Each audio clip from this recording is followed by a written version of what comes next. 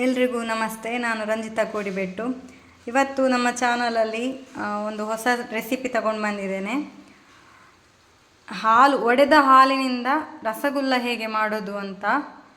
ನಮ್ಮದು 2 ದಿನ ಕರೆಂಟ್ ಇಲ್ಲ ಇಲ್ಲಿ. ಸೊ ಸ್ವಲ್ಪ ಹಾಲಿತ್ತು, 1 ಲೀಟ್ರ್ನಷ್ಟು ಹಾಲಿತ್ತು, ಅದು ಒಡೆದು ಹೋಗಿದೆ. ಈಗ ಇದನ್ನೊಂದು ಬೌಲಿಗೆ ನಾನು ಹಾಕ್ಕೊಂಡಿದ್ದೇನೆ ಹಾಲನ್ನು. ಇದಕ್ಕೆ ಸ್ವಲ್ಪ ನೀರು ಹಾಕ್ಕೊಂಡು ಕಾಯಿಸ್ತಾ ಇದ್ದೇನೆ. ಯಾವುದೇ ವಿನೆಗರ್ ಆಗಲಿ ಲೆಮನ್ ಜ್ಯೂಸ್ ಆಗಲಿ ಯಾವುದು ಹಾಕದೆ ಮಾಡುವಂಥ ರಸಗುಲ್ಲ ಹೇಗೆ ಮಾಡೋಣ ಅಂತ ನೋಡಿ ಬನ್ನಿ. ಫಸ್ಟು ಒಲೆ ಒಂದು ಹೊತ್ತಿಸ್ಕೊಳ್ಳುವ. ಸಣ್ಣ ಉರಿಯಲ್ಲಿಟ್ಟು ನಾನು ಹಾಲು ಫುಲ್ ಒಡಿಸ್ಕೊಳ್ತಾ ಇದ್ದೇನೆ. ಇದು ಆಲ್ರೆಡಿ ನೀವು ನೋಡಿರ್ಬೋದು, ಇದು ಆಲ್ರೆಡಿ ಮೊಸರು ಆಗಿದೆ.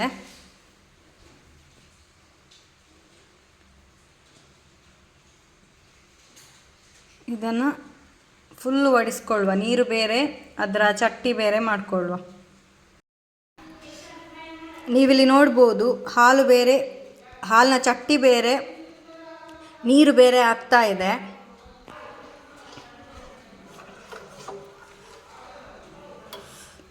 ನೋಡಿ, ಹಾಲಿನ ಚಟ್ಟಿ ಬೇರೆ, ನೀರು ಬೇರೆ ಆಗ್ತಾ ಉಂಟು. ನೋಡಿ, ಈ ಚಟ್ಟಿ ನಮಗೆ ಬೇಕಾದ್ದು ರಸಗುಲ್ಲ ಮಾಡಲಿಕ್ಕೆ.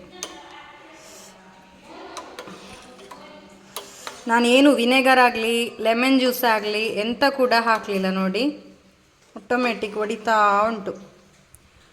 ಕೆಲವರು ಹೇಳ್ತಾರೆ ಈ ಒಡೆದ ಹಾಲಲ್ಲಿ ಮಾಡಿದರೆ ಸ್ಮೆಲ್ ಬರ್ತದೆ ಅಂತ. ಏನೂ ಇಲ್ಲ, ನನಗೆ ಇದಕ್ಕಿಂತ ಮೊದಲು ಕೂಡ ಮಾಡಿದ್ದೇನೆ, ತಿಂದಿದ್ದೇನೆ. ನನ್ನ ಮಗಳು ಇಷ್ಟಪಟ್ಟು ತಿಂದಿದ್ದಾಳೆ. ಯಾವ ಸ್ಮೆಲ್ ಕೂಡ ಬರಲ್ಲ, ತುಂಬ ಚೆನ್ನಾಗಾಗ್ತದೆ.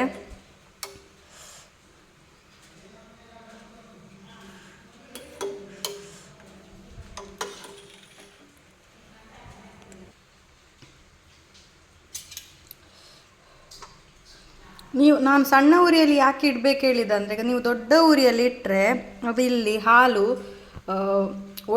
ಪೂರ್ತಿ ಒಡೆಯುವಾಗ ಟಕ್ ಟಕ್ ಟಕ್ ಅಂತೆಲ್ಲ ಸೌಂಡ್ ಬರ್ತದೆ, ಮತ್ತು ಪಾತ್ರೆಯಿಂದೆಲ್ಲ ನೀರೆಲ್ಲ ಹೊರಗೆ ಹಾರ್ತದೆ.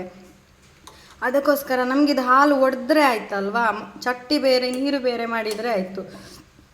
ಅದಕ್ಕೋಸ್ಕರ ನಾನು ನಿಮಗೆ ಫುಲ್ ಸಣ್ಣದಲ್ಲಿಟ್ಟು ಫುಲ್ ಒಡಿಸ್ಕೊಳ್ಳಿಕ್ಕೆ ಹೇಳಿದ್ದು. ಈಗ ನಮ್ಮದು ಕ್ಲಿಯರ್ ಆಗಿದೆ. ನಮ್ಮದು ಹಾಲು ಬೇರೆ ಚಟ್ಟಿ ಬೇರೆ ಆಗಿದೆ. ನಾನು ಸ್ಟವ್ ಆಫ್ ಮಾಡ್ತಾ ಇದ್ದೇನೆ. ನಾವು ನೀರನ್ನು ಇದರ ನೀರನ್ನು ಸೋಸ್ಕೊಳ್ಳುವ. ಈಗ ಈ ನೀರನ್ನು ಬೇರೆ ಮತ್ತು ಇದರ ಚಟ್ಟಿಯನ್ನು ಬೇರೆ ಮಾಡ್ಕೊಳ್ತಾ ಇದ್ದೇನೆ.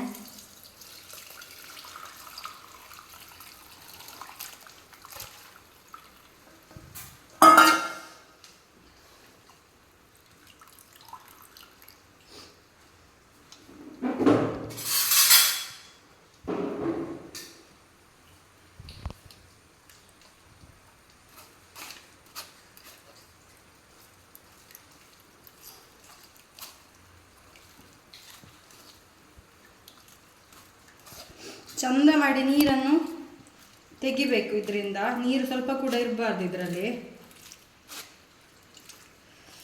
ಇದೇ ಪನ್ನೀರ್. ಇದನ್ನೇ ಸ್ವಲ್ಪ ಶೇಪಲ್ಲಿ ಇಟ್ಟು ಫ್ರೀಸರಲ್ಲಿ ಇಟ್ಟರೆ ಪನ್ನೀರ್ ರೆಡಿ ಆಗ್ತದೆ.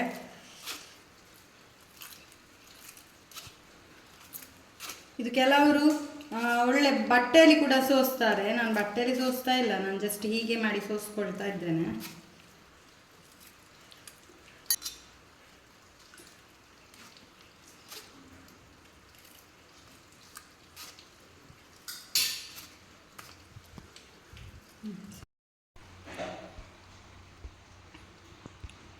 ನೋಡಿ, ಇದು ಹಿಟ್ಟು ಹೀಗೆ ಉದ್ರುದ್ರುದ್ದುಂಟು.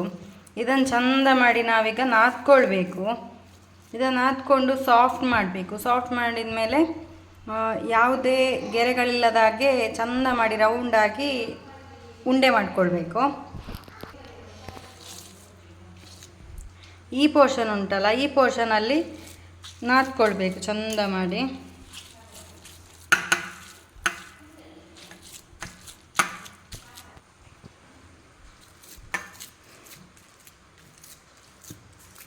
ನೋಡಿ ಎಷ್ಟು ಸಾಫ್ಟ್ ಆಯಿತು. ನೋಡಿ, ತುಂಬ ಸಾಫ್ಟ್ ಆಯಿತು. ತುಂಬ ರಬ್ಬರ್ ಟೈಪು ಆಗಿತ್ತು. ಇದು ತುಂಬ ಸಾಫ್ಟ್ ಆಯಿತು.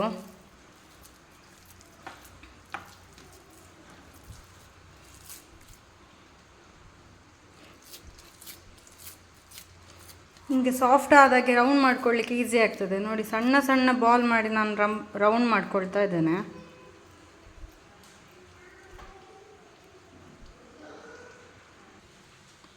ಇಲ್ಲಿ ನಾನು ಒಂದು 2 ಲೋಟದಷ್ಟು ನೀರು ಇಟ್ಕೊಂಡಿದ್ದೇನೆ. ಇದಕ್ಕೆ ನಾನು 3/4 ಲೋಟದಷ್ಟು ಸಕ್ಕರೆ ಹಾಕ್ಕೊಳ್ತಾ ಇದ್ದೇನೆ. ಇದು ಲೋಟ, ಇದರಲ್ಲಿ ನಾನು 3/4 ಸಕ್ಕರೆ ಹಾಕ್ಕೊಂಡಿದ್ದೇನೆ. ಇದರಲ್ಲೇ 2 ಲೋಟದಷ್ಟು ನೀರು ಹಾಕ್ಕೊಂಡಿದ್ದೇನೆ. ಇದು ಕೆಲವರು ಸಕ್ಕರೆ ಮತ್ತು ನೀರು ಒಟ್ಟಿಗೆ ಬೇಯಿಸಿ ಆಮೇಲೆ ಸಕ್ಕರೆ ಪಾಕಕ್ಕೆ ಹಾಕೋತಾರೆ. ಬಟ್ ನಾನು ಹಾಗೆ ಮಾಡಲ್ಲ. ಇದು ಸಕ್ಕರೆ ನೀರು ಕುದ್ದೇ ಸಕ್ಕರೆ ಪಾಕಕ್ಕೆ ಬರ್ತದೆ. ಆವಾಗ ಅದರಿಂದಲೇ ಡೈರೆಕ್ಟ್ ನಾನು ತೆಗೆದು ತಿನ್ನುವಂಥದ್ದು. ಸೊ ನಾನು ಸಕ್ಕರೆ ಪಾಕ ಬೇರೆ ಪುನಃ ಸಕ್ಕರೆ ನೀರಲ್ಲಿ ಬೇರೆ ಬೇಯಿಸೋದು ಹಾಗೆಲ್ಲ ನಾನು ಮಾಡ್ತಾ ಇಲ್ಲ. ನಾನು ದೊಡ್ಡ ಉರಿಯಲ್ಲೇ ಇಟ್ಟು ಈಗ ಸಕ್ಕರೆಯನ್ನು ಕದಡಿಸ್ಕೊಳ್ತಾ ಇದ್ದೇನೆ.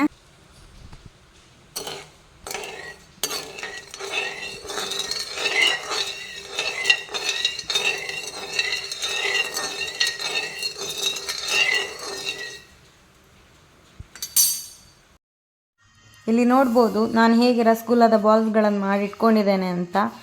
ನನ್ನ ರಸಗುಲ್ಲದ ಬಾಲ್ಗಳಲ್ಲಿ ಅಂದರೆ ಉಂಡೆಗಳಲ್ಲಿ ಒಡಕುಗಳಿಲ್ಲದಂತೆ ನಾನು ಬಾಲ್ಸ್ ಮಾಡಿ ಇಟ್ಕೊಂಡಿದ್ದೇನೆ. ಒಡಕಿದ್ದರೆ ನೀವು ಬಾಯ್ಲ್ ಆಗೋ ಸಮಯದಲ್ಲಿ, ನೀವು ಸಕ್ಕರೆ ನೀರಲ್ಲಿ ಬಾಯ್ಲ್ ಮಾಡೋ ಸಮಯದಲ್ಲಿ ಪೂರ್ತಿ ಒಡೆದು ಸ್ಪ್ರೆಡ್ ಆಗತ್ತೆ. ಅಲ್ಲಿ ನೋಡಿ ನಂದು ಸಕ್ಕರೆ ನೀರು ಕುದೀತಾ ಉಂಟು.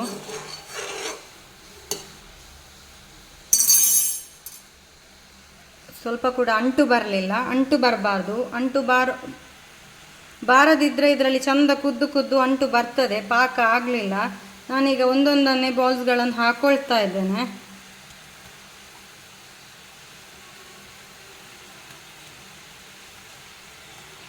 ಇದರಲ್ಲಿಯೇ ಚಂದ ಕುದಿಬೇಕು, ಬೇಯಬೇಕು ಇದರಲ್ಲಿಯೇ. ಆವಾಗ ಸ್ಪಾಂಜಿ ಆಗ್ತದೆ ನಮ್ಮ ರಸಗುಲ್ಲ. ಇವಾಗ ನಾನು ಮಾತ್ರ ಸಣ್ಣ ಮೀಡಿಯಮ್ ಉರಿಯಲ್ಲಿ ಬೇಯಿಸ್ಕೊಳ್ತೇನೆ. ಫುಲ್ ಸಣ್ಣ ಅಲ್ಲ, ಮೀಡಿಯಮ್ ಉರಿ. ರಸಗುಲ್ಲದ ಬಾಲ್ಸ್ಗಳನ್ನು ಹಾಕಿದ ಕೂಡಲೇ ಸೌಂಟಲ್ಲಿ ಅನ್ನಡಿಸಕ್ಕೆ ಹೋಗಬೇಡಿ. ಯಾಕಂದರೆ ಸ್ವಲ್ಪ ಹೊತ್ತು ಬೇಯಬೇಕು. ಇಲ್ಲಾಂದರೆ ಎಲ್ಲ ಒಡೆದು ಎಲ್ಲ ಸ್ಪ್ರೆಡ್ ಆಗೋ ಚಾನ್ಸಸ್ ಇರುತ್ತೆ. ನಿಮ್ಮ ಬಾಲ್ಸ್ಗಳು, ಈ ರಸಗುಲ್ಲದ ಬಾಲ್ಸ್ ಏನಿದೆ ಇದು ಫುಲ್ ಮುಳುಗುವಷ್ಟು ನೀರಿರಬೇಕು, ಸಕ್ಕರೆ ನೀರು. ನಂದೆಲ್ಲ ಮುಳುಗಿದೆ ಇದರಲ್ಲಿ.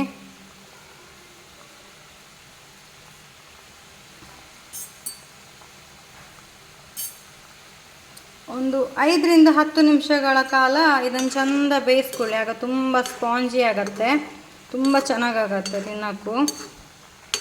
ಸ್ಪಾಂಜಿ ಮಾತ್ರ ಅಲ್ಲ, ತುಂಬ ಜ್ಯೂಸಿಯಾಗಿ ಕೂಡ ಇರುತ್ತೆ.